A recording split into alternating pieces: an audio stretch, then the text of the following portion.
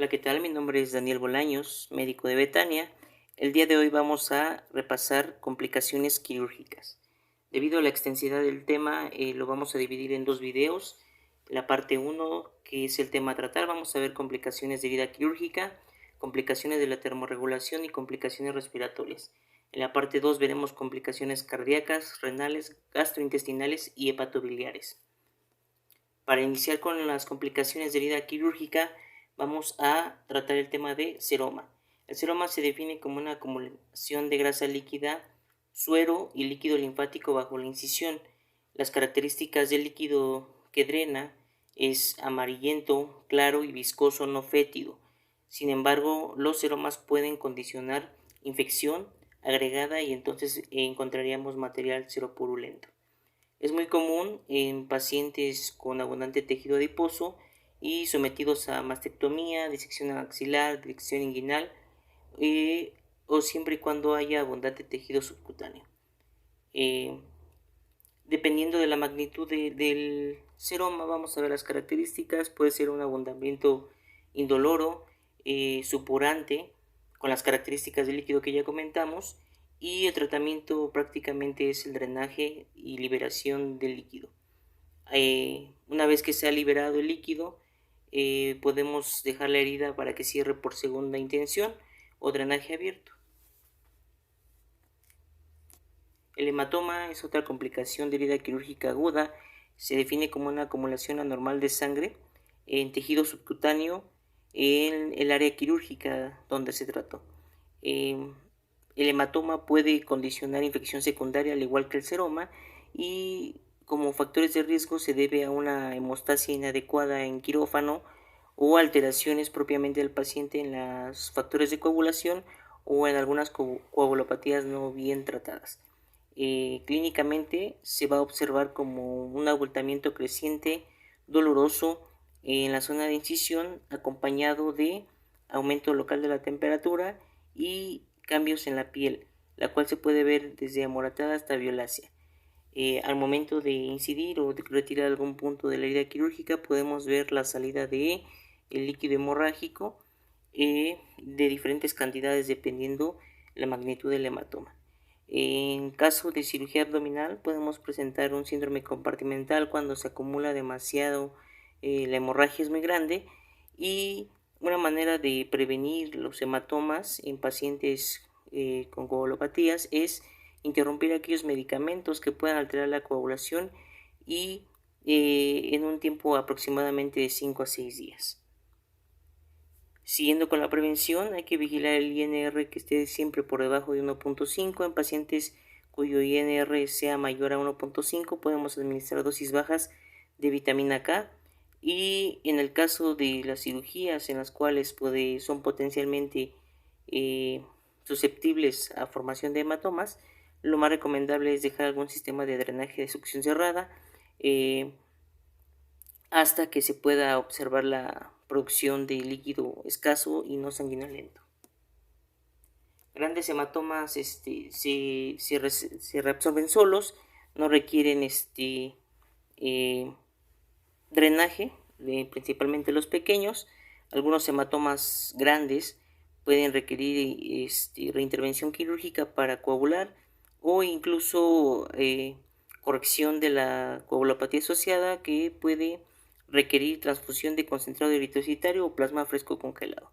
La evaluación del paciente con hematoma siempre va a requerir una exploración física adecuada del área, BH, para poder establecer el estado hemodinámico del paciente, desde hemoglobina, plaquetas y tiempos de coagulación.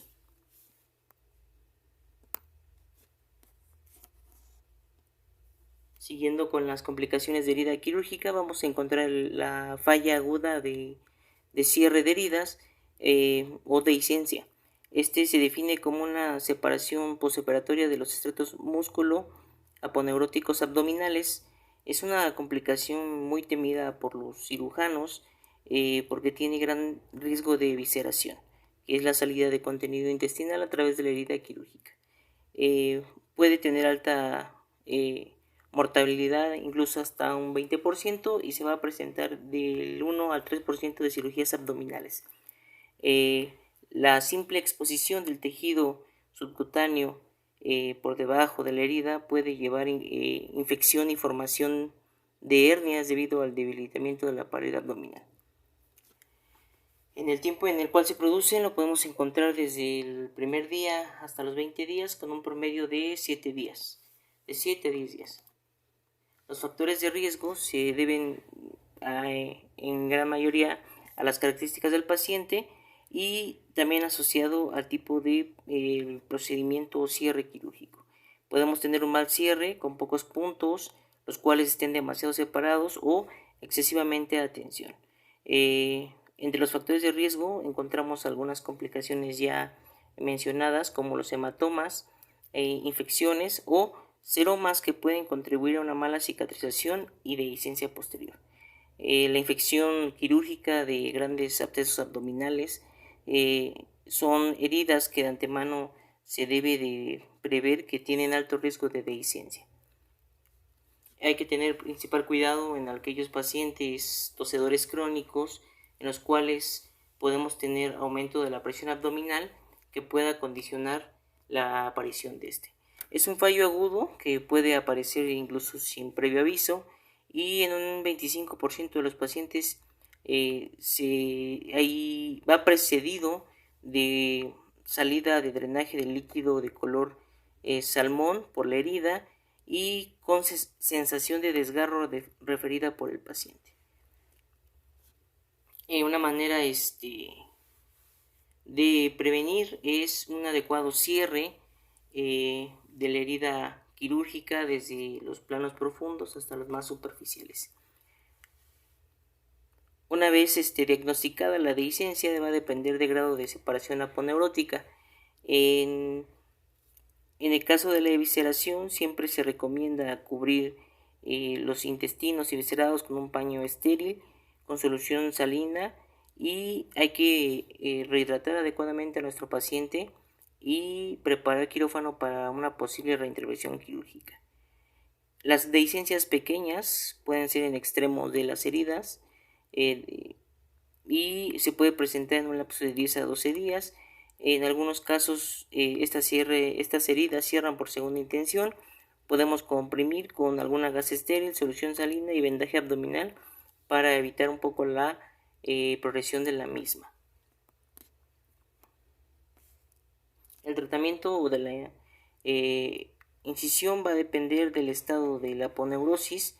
Si la aponeurosis está fuerte e intacta y no tenemos contaminación o infección, puede estar justificado el cierre primario. En el caso de una aponeurosis infectada o necrosada, se prefiere el desbridamiento quirúrgico y podemos utilizar algunas suturas de retención o mallas absorbibles siempre y cuando no haya riesgo potencial de infección.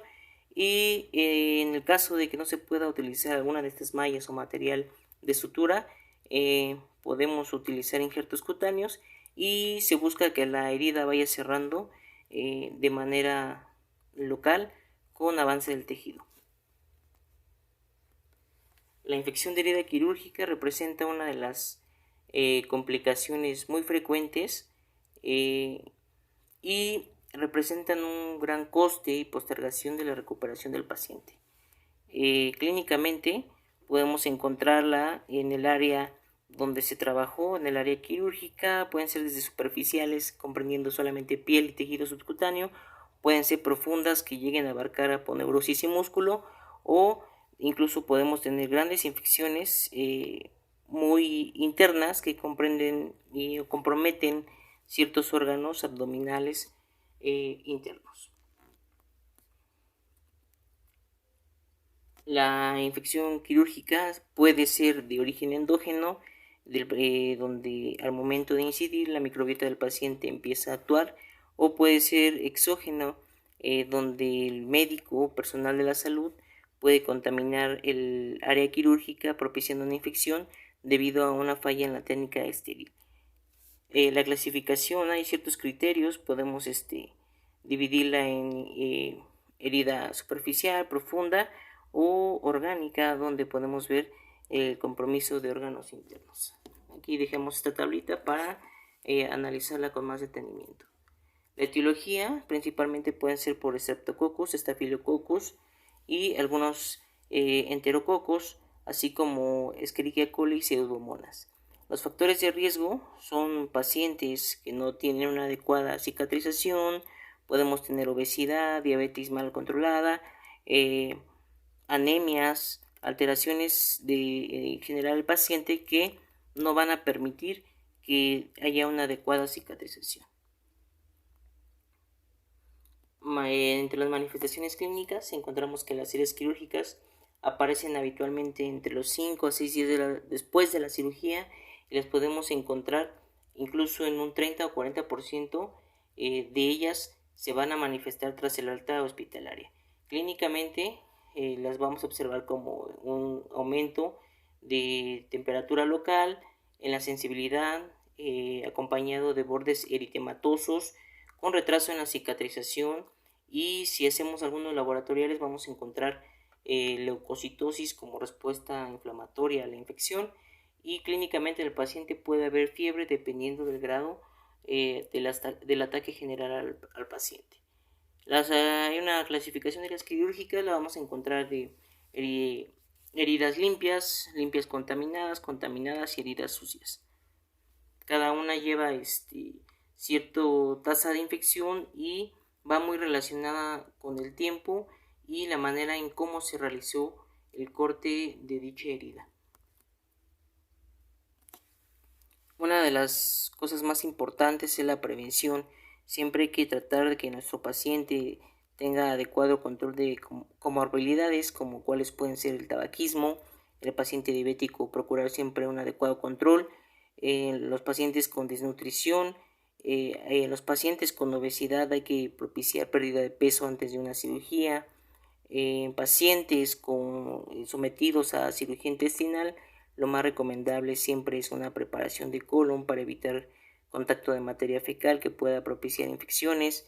La tricotomía siempre es importante, antisepsia del personal de la salud, un adecuado lavado de manos, y en el caso de pacientes sometidos a cirugía se recomienda una profilaxis con algún antibiótico de tipo cefalosporinas de primera o segunda generación, y siempre es aceptado incluso 30 minutos antes para asegurar la adecuada penetrancia del medicamento al momento de incidir la piel. El tratamiento siempre conviene explorar cuidadosamente la herida quirúrgica, ver la magnitud de la falla. Siempre hay que tratar de ver qué tanto tejido está comprometido. Si es necesario podemos hacer un desbridamiento de la herida y dejar que cierre por segunda intención. Siempre es acompañado de antibióticos los cuales abarquen el espectro de microorganismos más frecuentes, pero siempre recordando que una piedra angular del tratamiento de las infecciones de herida quirúrgica es una adecuada curación y control de comorbilidades del paciente. Si logramos esto en el paciente, difícilmente podremos tener complicaciones de este tipo, y en el caso de ya presentarse, el tratamiento es curación y antibióticos. Siempre una adecuada curación va a llevar un adecuado cierre de la herida. Vamos a continuar con las complicaciones de la termorregulación. La hipotermia se va a definir como una disminución de la temperatura central por debajo de los 35 grados centígrados después de una cirugía. Entre los factores de riesgo o posibles causas encontramos la reanimación de líquidos intravenosos de manera rápida, así como las transfusiones frías, irrigación intracavitaria con soluciones frías en caso de cirugía abdominal. Algunos anestésicos pueden ocasionarla también. El paciente puede referir escalofríos, podemos verlo con confusión, somnolencia, piel pálida, con aumento de la frecuencia cardíaca y de la tensión arterial de manera refleja, temblor, y el tratamiento básicamente es propiciarle al paciente calentamiento del medio. Otra alteración de la termorregulación encontramos la fiebre postoperatoria, la cual se va a definir como un aumento por arriba de los 38 grados centígrados. Esto debido al trauma propiamente de la cirugía. Las causas de la fiebre postoperatoria van a definir en cuestión, se van a definir en cuestión del tiempo, pero fisiopatológicamente podemos encontrar como principales causas de las atelectasias, las infecciones y propiamente el trauma a tejido después de una cirugía. Todo esto condiciona la producción de ciertas citocinas y medios proinflamatorios que van a desarrollar en el paciente una respuesta inflamatoria sistémica, estimular el hipotálamo y propiciar aumento de la temperatura como reflejo. Las infecciones son un tercio de las causas de la fiebre postoperatoria y es debido a infección en el sitio quirúrgico, o podemos tener otros sitios causantes de fiebre. Puede ser de infecciones de vías urinarias por uso prolongado de sonda Foley, algunas sepsis por catéteres y en pacientes con larga estadía intrahospitalaria. Las neumonías son muy comunes. Las manifestaciones asociadas a la fiebre es un síntoma aislado. Hay que investigar qué otros síntomas y signos va a presentar el paciente, los cuales van a depender del tipo de cirugía, del estado inmunitario del paciente, del tiempo de hospitalización. Algo muy importante es recalcar que las primeras 48 a 72 horas, la principal causa de fiebre postoperatoria son las atelectasias, y después de los 3 días hasta los 5 días, como ya lo vimos, las infecciones se hacen presentes, ocasionando elevación de la temperatura. El diagnóstico y tratamiento va a depender de la etiología que esté causando la fiebre y del órgano afectado, si es una neumonía, si es una infección de vías urinarias, si son diarreas, si son tromboflebitis, y el tratamiento básicamente es con antipiréticos, tratando de disminuir la temperatura para una adecuada evolución postoperatoria del paciente.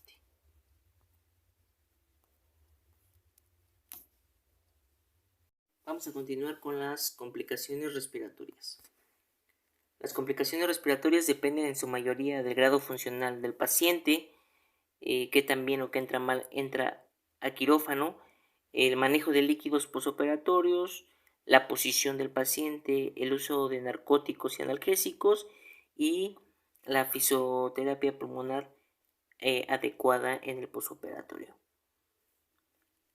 Inicialmente vamos a ver atelectasias, recordando que es una complicación pulmonar muy frecuente que aparece en las primeras 48 horas y se debe a efectos de la anestesia, de la propia incisión abdominal que condiciona los movimientos respiratorios y del uso de algunos narcóticos de tipo opiáceo que pueden disminuir o tener efecto a nivel del centro respiratorio central y que ocasionan que los alvéolos periféricos se colapsen. Estos alvéolos necesitan fisioterapia pulmonar adecuada para revertir dicho colapso. Si no se hace, permanecen en este estado, acumulando proteínas y propiciando mayor riesgo de infección. El diagnóstico de la atelectasia suele ser clínico, no requiere estudios adicionales, se infiere en su mayoría, sin embargo podemos apoyarnos de alguna radiografía o espirómetro funcional.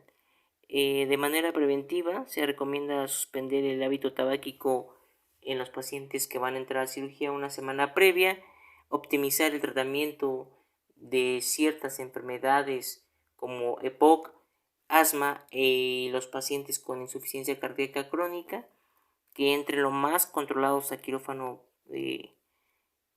que se pueda, el espirómetro incentivo como manera de fisioterapia pulmonar y la posición en Simi-Fowler son piezas clave para evitar y revertir las atelectasias. Otra complicación que podemos presentar son las neumonitis por aspiración. Estas son ocasionadas por aspiración del contenido gástrico en las vías respiratorias superiores e inferiores. Es una complicación grave que tiene alta mortalidad si no se trata y cuando se presenta puede llevar ciertas complicaciones. Los factores de riesgo para neumonitis por aspiración son alteraciones en los esfínteres, trastornos de la motilidad intestinal, la falta de ayuno preoperatorio es muy frecuente, asimismo aumenta su incidencia en cirugías de urgencias, pacientes con alteraciones de la conciencia, uso excesivo de narcóticos en la anestesia general o en los pacientes en los cuales se usa sonda nasogástrica, que siempre están en decúbito supino, y en pacientes que estuvieron previamente intubados y posteriormente se requiere la extubación. Todo esto puede ocasionar que el contenido gástrico entre dentro de las vías respiratorias causando inflamación pulmonar.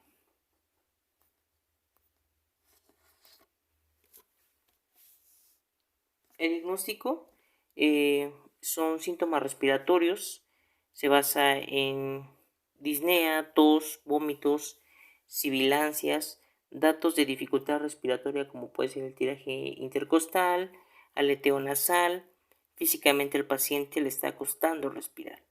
Si hacemos una radiografía podemos encontrar radiopacidades correspondientes a infiltrados pulmonares y el tratamiento y prevención consta de antibióticos profilácticos, siempre procurar un ayuno mínimo de 6 horas en alimentos sólidos y 4 horas en líquidos. Hay que tener ciertas consideraciones en pacientitos que van a entrar a cirugía, que sean diabéticos, ya que estos tienen gastroparesia y que condiciona una estasis gástrica que aumenta el riesgo de neumonitis por aspiración. El tratamiento para el distrés respiratorio es la oxigenoterapia.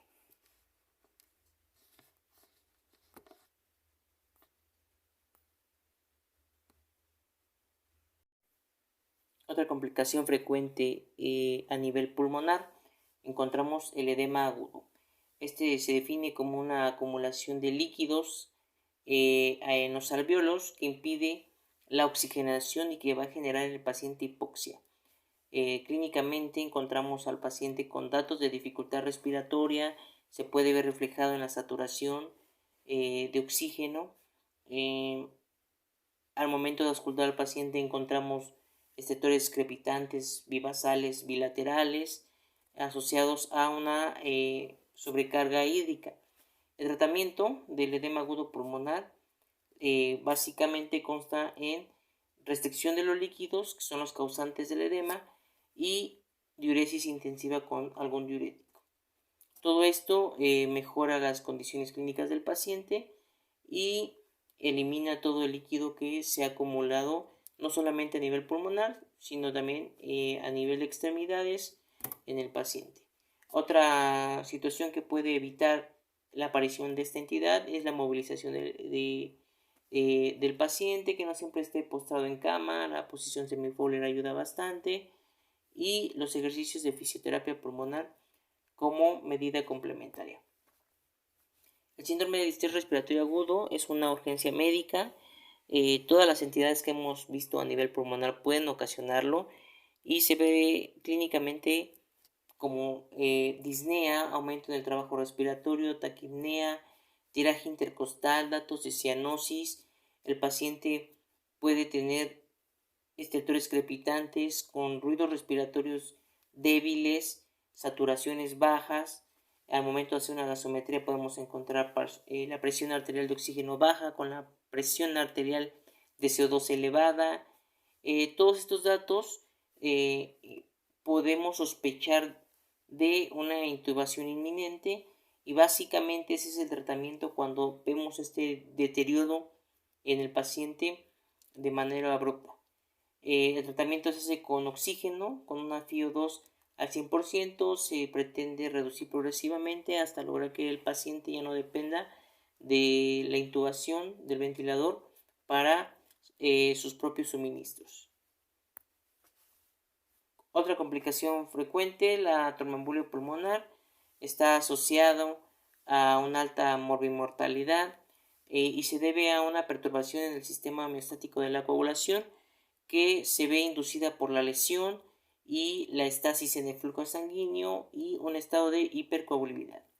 Es muy frecuente en pacientes postrados, pacientes en unidad de cuidados intensivos, pacientes que fueron sometidos a alguna intervención quirúrgica debido a neoplasias malignas, son de la población que más está en riesgo de sufrir tromboembolia pulmonar. El diagnóstico inicialmente es asintomático, clínicamente no se ve, no tienen datos de dificultad respiratoria, posteriormente se presentan. El tratamiento es a base de heparinas de bajo peso molecular o heparinas no fraccionadas que nos ayuden a revertir este estado de tromboembolia y poder restituir los suministros de oxígeno suficientes.